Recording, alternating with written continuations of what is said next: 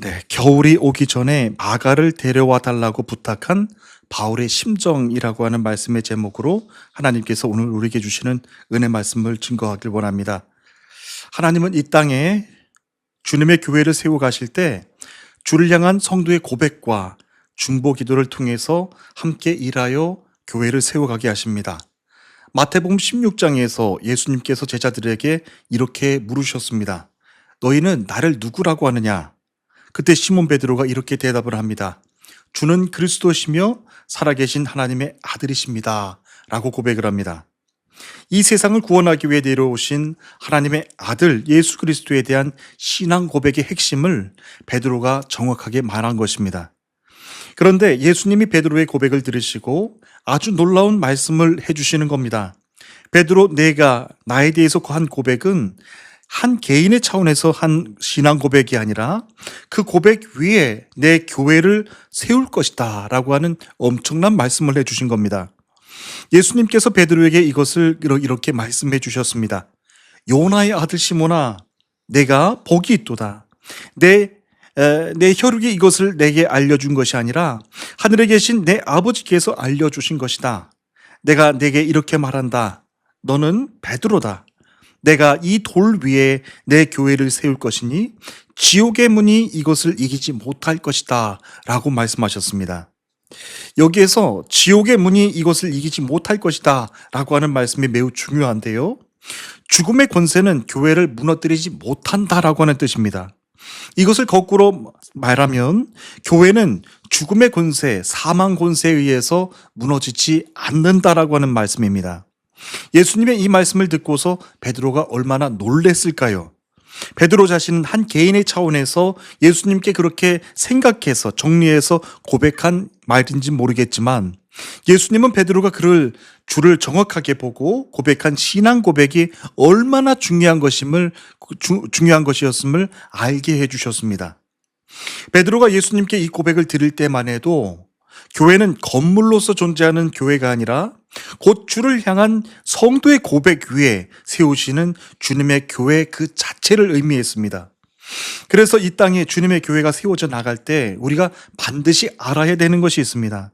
주를 향한 성도의 고백과 기도는 얼마든지 개인적인 차원에서 드릴 수 있는 것이지만 그때부터는 더 이상 한 개인의 성도의 고백 차원에서 끝나는 것이 아니라고 하는 겁니다.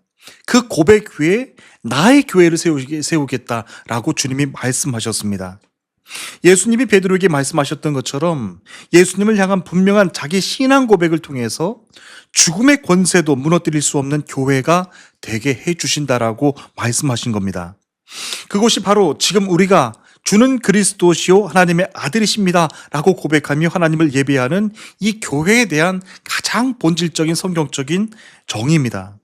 죄의 권세에 이끌려 영원한 심판을 받고 죽을 수밖에 없었던 이 세상을 하나님은 그처럼 사랑하사 당신의 가장 귀한 독생자 예수 그리스도까지 십자가에 내어주셔서 세상을 구원해 주셨습니다. 그 참혹한 십자가에서 그 모든 고초를 다 당하시고 죽으신 하나님의 아들 예수 그리스도, 그 하나님의 아들 예수 그리스도가 죽으신 지 3일 만에 죽음의 권세까지 완전히 다 파하시고 영원한 생명으로 부활하셨습니다.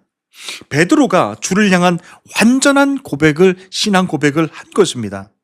이제 주를 향한 온전한 신앙 고백은 기도로 이어지고 그 터 위에 주님은 내 교회를 세울 것이다 라고 말씀해 주십니다. 세상에서 어려운 일, 힘든 일, 피해가고 싶은 일, 부끄럽고 수치스럽고 덮고 싶은 일은 세상 사람들에게도 오고 믿음의 사람들에게도 옵니다. 그러나 똑같은 문제와 고난, 수치 앞에서 달라지게 되는 것 한 가지가 있습니다. 그때부터 성도의 입술에는 하나님의 아들 예수 그리스도, 죽음의 권세도 감히 넘어뜨릴 수 없는 주를 향한 그 베드로의 신앙 고백이 시작되고 그 기도 위에 주님은 내 교회를 세울 것이라고 말씀해 주신 겁니다. 건물로서의 교회에 우리는 너무 속박되어 있습니다. 그러나 여러분들이 기억하셔야 될 것은 여러분들이 기도할 때마다 기억하며 고백하는 그 신앙 고백이 주님은 내 교회를 세울 것이라고 하시면서 죽음의 권세가 감히 그것을 넘어뜨리지 못할 것이다 라고 말씀해 주신 겁니다. 그래서 주의 성도가 기도할 때 체험하게 되는 십자가의 능력이 참으로도 놀랍고 신비합니다. 고린도전서 1장 18절 말씀입니다. 십자가의 도가 멸망당하는 자들에게는 미련한 것이요 구원받는 우리에게는 하나님의 능력이라 라고 말씀하셨습니다. 세상에서 겪는 똑같은 고난과 문제, 상처투성이들, 그리고 수치들, 그런 문제들 앞에서 십자가의 도가 구원받는 우리에게는 하나님이 능력이 되게 해주신다라고 하는 말씀입니다. 그래서 우리는 십자가의 능력으로 결국엔 승리하게 됩니다. 하나님께서 오늘 주시는 디모데 후서 말씀을 이제 다 함께 보십시오. 이 디모데 후서의 말씀은 바울이 쓴 13통의 편지 가운데서 가장 마지막에, 가장 나중에 기록한 편지입니다. 이제 바울은 이 디모데 후서, 이 편지를 끝으로 죽게 됩니다. 본문은 사도 바울이 두 번째로 로마 감옥에 투옥되었을 때 기록된 글입니다. 바울은 첫 번째 로마 감옥에 투옥됐을 때만 해도 다르게 이제 자신이 죽게 될 날이 얼마 남지 않았다라고 하는 것을 이 디모데 후서 말씀을 기록하면서 자기가 몸으로 알게 됩니다. 그렇게 긴박했을 때 바울은 지금까지 자신을 위해서 함께 동역해 주었고 기도로 함께 중보의 힘을 더해준 사람들, 중보자들이 보고 싶었습니다. 그 마지막 시간에 말입니다. 디모데후서 4장 9절 이하에서 바울은 디모데에게 속히 자신에게 와달라고 부탁을 합니다. 아주 급하게 글을 썼습니다. 바울은 첫 번째 로마 감옥에 투옥됐을 때 하고는 다르게 이제 자신이 곧 죽게 될 날이 얼마 남지 않았다라고 하는 것을 몸으로 알고 있습니다. 그 긴박했던 시간에 바울은 디모데를 통해서 마가를 오게 해달라고 요청을 한 겁니다. 여러분, 사람에 따라서는 다르겠지만 자신이 이제 곧 죽게 된다라고 하는 사실을 알게 된다면 믿음의 사람들은 세상 사람들과는 어떻게 다른 것을 준비하게 될까요? 이제 곧 죽어서 천국 가게 될 것을 믿기 때문에 그냥 가만히 누워서 죽음을 기다리게 될까요? 본문에서 사도 바울은 아직 죽음을 맞지는 않았습니다. 하지만 자신의 죽음을 이렇게 준비합니다. 디모데후서 4장 9절부터 12절까지 있는 말씀은 이렇게 기록합니다. 너는 어서 속히 내게로 오라. 데마는 이 세상을 사랑하여 나를 버리고 데살로니가로 갔고 그레스게는 갈라디아로, 디도는 달마니아로 갔고 누가만 나와 함께 있느니라. 내가 올 때 마가를 데리고 오라. 그가 나의 일에 유익하니라. 두기고는 에베소로 보내었노라 라고 전합니다. 이 사도 바울의 편지입니다. 사도 바울은 자신이 이제 곧 죽게 될 날이 가까이 오고 있는 것을 알면서 이 글을 씁니다. 이제 곧 오게 될 죽음의 시간을 기다리면서 바울은 지금까지 자신을 위해서 중보해 주었던 중보자들의 얼굴을 마지막으로 한번 보고 싶었습니다. 첫 번째로는 오늘 편지의 수신자인 디모데가 보고 싶었습니다. 디모데에게 빨리 와달라고 그렇게 요청을 하는 겁니다. 그리고 그대가 올 때 마가도 함께 데려오라고 부탁을 합니다. 여기서 우리는 이전과는 많이 달라진 바울의 모습을 볼 수 있게 됩니다. 바울에게 있어서 디모데는 영적인 아들과도 같은 존재였죠. 바울로부터 사랑을 많이 받았던 믿음의 아들 디모데였습니다. 그런데 바울이 이 편지를 썼을 때만 해도 바울의 마음은 사실 디모데보다 마가에게 더 가 있었습니다. 그래서 디모데가 올 때 마가도 함께 데리고 왔으면 좋겠다라고 글을 적은 겁니다. 우리가 기억을 돌이켜보면 마가라고 하는 사람은요, 1차 전도 여행 때 바울과 바나바를 아무런 이유도 없이 그들을 떠났던 사람이었습니다. 그 일 때문에 마가는 바울에게 큰 신뢰를 잃었던 사람입니다. 그래서 2차 전도 여행 때는 바울이 마가를 믿지 못하겠다고 하면서 그를 함께 데려갈 것을 거절합니다. 아마도 마가에 대해서 많이 실망했던 그 문제가 컸을 것입니다. 그런데 그때 바나바가 마가 요한을 품고 전도 여행을 떠나는 겁니다. 바울이 두고 떠난 마가 요한을 바나바는 데리고 품고 굽으로 전도 여행을 떠났습니다. 바울은 지금까지 하나님의 일을 하면서 그런 나름대로의 신념이 있었는데요. 가장 중요했던 것은 신뢰였습니다. 하지만 바나바에게 있어서 중요했던 것은 실수하는 사람이라고 할지라도 그를 믿어주고 끝까지 품어주는 것이 중요했습니다. 그것이 바나바와 바울의 차이점입니다. 바울과 바나바는 똑같은 하나님의 일을 하면서도 이처럼 자기 분명한 신념을 꺾지 않고 강하게 일을 해나갔습니다. 여러분은 누구의 신념이 정답이라고 생각을 하십니까? 누구의 생각이 신념이 더 옳은 신념이라고 생각을 하십니까? 바울일까요? 바나바일까요? 이 질문에 대한 답은 없습니다. 문제는 바울과 바나바가 똑같은 하나님 나라를 바라보고서 하나님 나라 일을 하면서도 자기 신념과 주장이 너무나도 강하다 보니까 나중에는 서로 충돌하게 돼서 결국에는 이 바울과 바나바까지도 헤어지게 된다라고 하는 겁니다. 그런데 참으로 신기한 것은 바울이 자신의 죽음 앞에서 죽음을 기다리면서 이전에 자기가 거절했던 그 마가 요한을 보고 싶었던 겁니다. 마가 요한을 보고 싶다라고 하면서 디모데에게 지금 데려오라고 부탁하는 겁니다. 저는 이 부분을 생각하다가 십자가의 죽음을 이제 앞두고 기다리면서 사랑하는 제자들의 발을 씻겨주신 예수님의 모습이 떠올랐습니다. 그때 장면을 요한복음 13장 1절 2절에서는 이렇게 기록합니다. 예수께서 자기가 세상을 떠나 아버지께로 돌아가실 때가 이른 줄 아시고 세상에 있는 자기 사람들을 사랑하시되 끝까지 사랑하시니라 라고 하셨습니다. 그런데 이어지는 2절 말씀을 보시면요, 마귀가 가룟 유다의 마음에 예수를 팔려는 생각을 넣었더라 라고 하는 말씀이 이어집니다.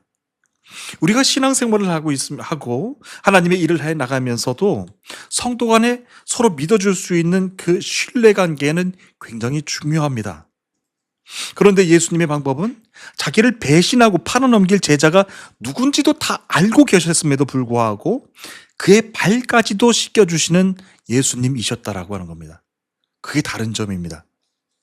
지금 그곳엔 가룟 유다 말고도 앞으로 자신을 배신하게 될 베드로도 있었습니다. 예수님은 그 베드로의 발까지도 닦아주시면서 제자들을 사랑하시되 끝까지 사랑하셨습니다. 그런데 똑같이 예수님을 모른다고 했고 예수님을 배신하고 팔아넘기기까지 했던 이 두 제자를 생각해 보십시오. 예수님을 3번이나 모른다고 부인했던 베드로는 이후에 회개하고 돌아와서 거꾸로 십자가에 못 박혀 매달려 순교하기까지 복음의 일에 큰 쓰임을 받았지만 가룟 유다의 경우에는 자기 목숨을 스스로 끊고 지금 세상에는 없습니다. 베드로는 가룟 유다와 똑같이 신뢰할 수 없는 제자였습니다. 예수님은 그들이 당신을 배신하고 팔아넘길 것까지도 다 알고 계셨어요. 그런데 예수님은 당신의 제자들을 사랑하시되 자신을 팔아넘길 그 제자들까지도 끝까지 사랑하셔서 그 제자들의 발까지도 씻겨주셨습니다. 여기서 우리가 봐야 되는 매우 중요한 장면이 있습니다. 여기서 성경이 우리들에게 전하는 메시지는 만약 예수님이 보여주신 깊은 사랑으로, 예수님과 같은 깊은 사랑으로 주의 동역자들을 진정한 마음으로 섬긴다면 베드로처럼 배신했다가도 나중에는 돌아와서 회개하고 하나님의 크신 일을 하게 된다라가 핵심이 아닙니다. 베드로와 가룟 유다는 예수님을 똑같이 배신한 제자였고 주님도 그들이 배신할 것을 아셨음에도 불구하고 예수님은 그들을 사랑하시되 끝까지 사랑하셨다가 핵심입니다. 그 주님에 대한 사랑, 그 사랑에 대한 두 제자의 반응은 한 사람은 자살을 했고 또 다른 한 사람은 죽게 돌아와 회개하고 주의 십자가의 귀한 사역을 하면서 다르게 나타났지만 그럼에도 불구하고 예수님은 두 사람을 똑같이 사랑하셨다. 어디까지요? 끝까지 사랑하셨다라고 하는 것이 중심 핵심입니다. 네, 우리도 하나님의 일을 하면서 그 같은 상황을 맞닥뜨리게 되면 가장 먼저 내 자신을 책망하게 됩니다. 내가 성도를 위해서 기도할 때 조금 더 깊이 섬기는 마음으로 그를 이해하고 그를 믿어주고 기다려주고 섬겼어야 되는데 내 관심과 섬김이 부족한 것 때문에 그 집사님이, 그 권사님이, 그 장로님이 세상으로 떠난 것은 아닌가 하면서 오히려 자기 자신을 책망하게 됩니다. 세상 길로 떠난 성도에 대해서 자신을 자책하는 경우가 많습니다. 그래서 다음부터는 자기가 상처받지 않기 위하여서 누군가를 섬기고 이해하는 사역에는 오히려 아예 그 일을 접근하지 않게 된다라고 하는 겁니다. 그래서 결국에는 다 홀로 존재하는 그런 교회만 남게 된다라고 하는 것이죠. 사랑하는 주님의 성도 여러분, 예수님께서 이것을 원하실까요? 그래서 여러분, 예수님이 그것을 바로 보여주신 것입니다. 예수님과 같이 똑같은 사랑과 인내로 주의 동역자들을 섬긴다고 할지라도 심지어는 예수님이 직접 그에게 오셔서 사랑하시고 그의 발까지 씻겨주셨는데도 불구하고 떠나가는 제자는 떠나간다라고 하는 겁니다. 하지만 당신께로 돌아와 회개하고 십자가의 귀한 일을 하게 되는 제자도 있다라고 하는 것이죠. 중요한 것은 예수님은 가룟 유다와 베드로 두 제자를 알면서도 불구하고 차별하지 않고 그들의 발을 끝까지 씻겨주시고 섬겨주시면서 끝까지 사랑해 주셨다라고 하는 겁니다. 이것이 바로 주님이 오늘 저와 여러분들에게 원하시는 말씀입니다. 어떤 한 성도가 나를 불신하고 버리고 떠날 걸 알아요.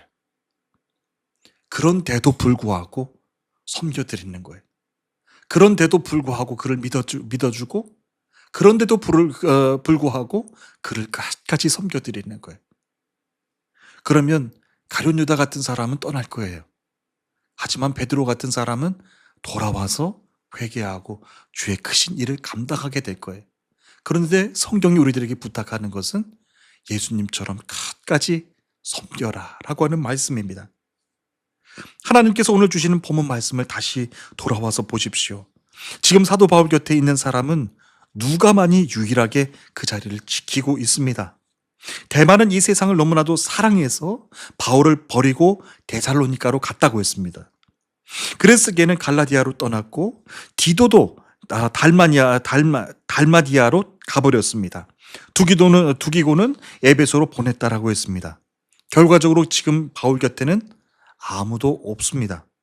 그런데 바울이 그 자기의 마지막 편지가 될 디모데 후서 이 말씀을 기록하면서 자기가 믿지 못하겠다고 하면서 함께 동역하기를 거절했던 마가 요한을 찾고 있는 겁니다. 바울은 그 외에도 여러 사람들에게 마지막 작별 인사를 하면서 겨울이 오기 전에 자신을 꼭 찾아와 달라고 하면서 이 디모데 후서를 마칩니다. 바울이 자기 마지막 날이 오기 전에 간절하게 필요했던 것은 바로 지금까지 자기를 위해서 기도해 주며 물질과 기도로 주의 사역을 도와주었던 중보자들이 보고 싶었습니다. 그들 중에는 바울을 떠난 사람도 있었고요. 반대로 바울이 신뢰하지 못할 사람이라고 하면서 바울이 버리고 떠난 마가 요한과 같은 사람도 있었습니다. 바울은 이제 자기의 마지막 편지가 될 이 디모데 후서 말씀을 쓰면서 그때 심정이 어떤 마음이 들었을까요? 이제 사도 바울은 마지막이 될 그곳에서 자신의 마지막 사역 보고를 이렇게 합니다. 7절과 8절 말씀을 다 함께 보시겠습니다. 나는 선한 싸움을 싸우고 나의 달려갈 길을 마치고 믿음을 지켰으니 이제 후로는 나를 위하여 의의 면류관이 예비되었으므로 주 곧 의로우신 재판장이 그날에 내게 주실 것이며 내게만 아니라 주의 나타나심을 사모하는 모든 자에게도니라 라고 하면서 이 마지막 편지글을 남겼어요. 처음엔 주님을 회방하고 핍박했던 자에게서 이제는 마지막으로 순교해서 자신이 핍박했던 주님 품으로 돌아가는 제자의 모습으로 서게 된 바울의 마지막 사역 보고입니다. 그 마지막 사역 보고는 어둡고 캄캄하고 외로운 로마 감옥에서였습니다. 그곳에는 참석자는 없었고 오직 주님만이 바울의 곁을 지켜주고 계십니다. 지금 사도 바울 앞에는 그의 보고를 들어줄 수 있는 사람은 그 어떤 사람도 있지 않습니다. 그렇게 그는 자신의 건강과 생명을 내어놓으면서까지 최선을 다해서 복음을 전했지만 지금 사도 바울의 보고를 들어주며 함께 격려해주는 그 위로의 사람은 하나도 없습니다. 이렇게 우리는 자신의 건강과 생명을 드리는 마음으로 열심히 주의 사역을 할 때 누군가로부터 격려받기를 원하고 잘했다고 또한 칭찬받고 보상받고 싶은 마음도 드는 것이 사실입니다. 그때 얼마나 사도 바울의 마음이 외롭고 힘들었을까요? 그래서 참 신기합니다. 그렇게 외롭고 서글펐을지 모르는 그 자리에서 바울은 이전에 자기가 믿지 못하겠다라고 하면서 마지막까지 동역하기를 거절했던 마가 요한이 보고 싶었다라고 하는 거예요. 자기의 마지막 그 시간을 남겨두고. 어떤 심정이었을까요? 바울은 처음 십자가에 예수님을 영접하고서 하나님의 일을 시작할 때부터 유대인들은 물론 자신이 복음을 전했던 이방인들에게까지도 많은 오해와 상처들을 받으면서 하나님의 일을 해왔습니다. 사도 바울은 그때마다 자신에게 상처를 주었던 사람들에게 일일이 찾아가서 변론하거나 항변하지 않았습니다. 오히려 자기 안에 계신 주님을 바라보면서 억울하고 분노하는 그 일들에 대해서는 다 참고 인내하면서 끝까지 복음을 전할 수 있도록 힘주세요 라고 하면서 주님께 기도하면서 지금까지 달려왔습니다. 자기 안에 계신 부활의 주님께서 자신의 모든 억울한 일들을 알고 계신다라고 믿었기 때문에 그렇습니다. 그런데 복음을 위해 십자가의 길을 묵묵하게 걸어왔던 사도 바울이 이제 죽음을 앞두고서 담대히 고백하는 겁니다. 아니, 간절하게 부탁하면서 고백했는지도 모릅니다. 주님이 바로 정의의 재판관장이시라고 하면서 이제 후로는 나를 위해 의의 면류관이 예비되었으므로 주 곧 의로우신 재판장이 그날에 내게 주실 것이며 내게만 아니라 주의 나타나심을 사모하는 모든 자에게도니라 라고 하면서 주님을 가리켜서 의로운 재판장이라고 전하고 있는 거예요. 왜 주님을 의로운 재판장이라고 그렇게 표현을 했을까요? 남들은 다 사도 바울을 의심하고 몰라주고 오해하고 사도 바울을 배척했어요. 그런데도 불구하고 사도 바울의 가슴에는 오직 주님 사랑만 가득했다라고 하는 거예요. 그런데도 불구하고 사도 바울은 끝까지 배신과 상처들 그리고 믿지 못하겠다라고 하면서 사람들에게 손가락질 당하면서 얼마나 그 마음이 외롭고 슬픈 그런 삶을 살아왔을까요? 그런데 마지막에 자신이 믿지 못하겠다라고 하면서 자신이 동역하기를 거절했던 마가 요한이 마지막 시간에 밟혔던 거예요. 성경에서 바울처럼 예수님을 분명하게 믿고 자신을 구원해 주신 예수님의 십자가의 은혜를 죽을 때까지 강하게 붙잡고 살았던 사람은 아마 없을 것입니다. 손꼽아 볼 수 있을 것입니다.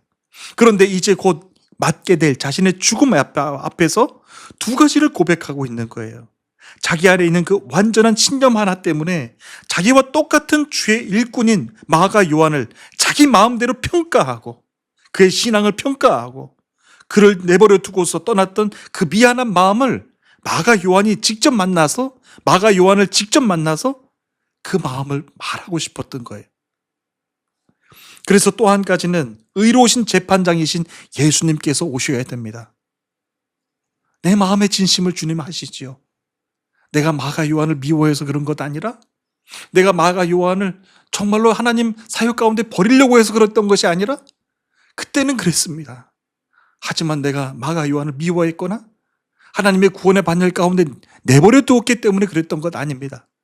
그러면서 내 마음의 진심을 주님께서 알아주시고 의로운 재판장이 되신 예수님께서 나를 헤아려 주시고 나를 보상해 주십시오 라고 하면서 이 디모데 후서 말씀을 지금 적고 있는 겁니다.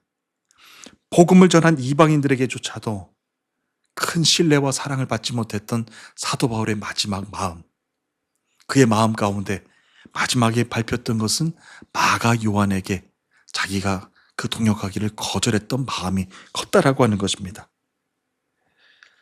사랑하는 주님의 성도 여러분, 이제 2025년도 올 한 해도 이제 마무리를 다 짓고 있습니다. 세상 일을 하시면서도 열심히 하신 여러분들 수고 많으셨습니다. 하지만 하나님의 일을 하면서 여러분들이 누군가를 거절했거나 믿지 못하겠다라고 하면서 그를 거부했던 그런 사람이 있습니까? 그런 믿음의 동역자들이 또한 있으십니까? 올 한 해가 다 가기 전에 여러분, 사도 바울은 지금 죽음 앞에서 글 쓰는 거예요. 마가 요한에게 그 미안했던 마음, 그 마음을 고백하고 싶었던 거예요. 우리가 교회 안에서 하나님의 일을 하다 보면 똑같은 하나님의 일인데도 불구하고 내 이 조그만 신념 하나 때문에 성도들은 마음대로 평가하고 마음대로 정죄하고 멀리한 그런 일들이 참 비일비재하게 일어나잖아요. 집사님, 권사님, 장로님, 심지어는 목사님들까지도 서로 우리는 하나님의 똑같은 나라를 바라보면서도 하나님의 일을 하면서도 불구하고 주님이 원치 않은 그런 일들을 하게 될 때가 많아요. 그런데 올 한 해가 지나가기 전에 사도 바울처럼 자신의 마지막 그 생명을 드리는 그 장소가 오기 전에 올 한 해 여러분들이 마음에 그 벽을 두었던 그 성도가 있다고 한다면 찾아가서 그에게 여러분들의 진심을 말씀해 주시면 좋을 것 같아요. 이제 올 한 해 하나님께서 원하시는 것은 물질적인 열매가 아닙니다. 여러분들이 미처 화해하지 못했고 용서를 구하지 못했던 그 성도에게 찾아가 주의 사랑을 고백하는 겁니다. 말씀을 시작하면서 여러분들에게 전해드렸습니다. 주는 그리스도시요 살아계신 하나님의 아들이십니다 라고 고백하면 그 고백 위에 주님의 교회를 세워주시는 거예요. 여러분들이 그 신앙 고백을 통해서 주님, 나의 이 고백이 위해서 교회를 세워주시고 사망의 음부가, 사망 권세가 일절 나를 흔들리지 못하도록 이 교회를 세워주신다고 하셨사오니 여러분들이 고백하는 그 신앙 고백 위에 세워주시는 주님의 교회 위에 이 화해의 기도, 용서의 기도, 그래서 하나님 나라에서 기쁨의 열매가 있는 기도가 그 기도 안에서, 그 교회 안에서 가득 넘쳐 영원하시기를 주님의 이름으로 축복합니다. 여러분 모두 건강하십시오. 영육간에 강건하시고 하나님 나라에 들어가기까지 마음이 평안하여서 주를 맞는 우리 모두가 되시기를 주님의 이름으로 축복합니다. 여러분 모두 한 주간 동안에 평안하시고 승리하시기를 바랍니다. 우리 다 함께 기도하시겠습니다.